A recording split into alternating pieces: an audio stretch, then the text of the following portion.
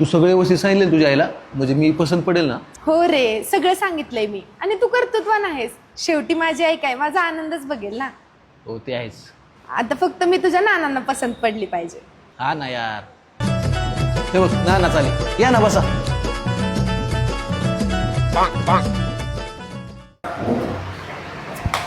असू दे पोरे, असू दे. बस बस बस. काय बाया पोरे, इकडे बोलवलं वे, गावते तरी का हॉटेल? कोणतं बाई? नाना, अरे तुम्ही दोघे एकमेकांना ओळखता?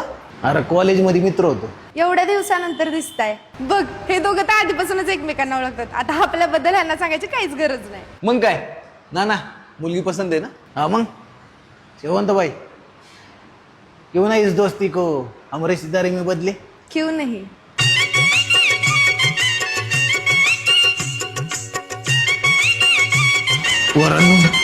तुमचा आभार कसं मानू हे मला समजतच नाही.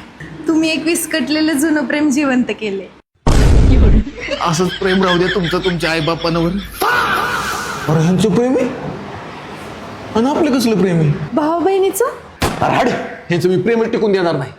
तुला काय वाटतंय, तू ह्यांचं प्रेम मोडशील? माहिती नाही पण प्रयत्न करणार. पण मी काय म्हणते, ह्यांचं जुनं प्रेम आहे, कशाला मोडायचंय उगाच? आणि आपल्या प्रेमाचं काय? मला असं वाटतंय आपलं प्रेम आता बहीण भावाचं होईल. तसे रक्षाबंधन जवळ आलीये. काय बोलते तू?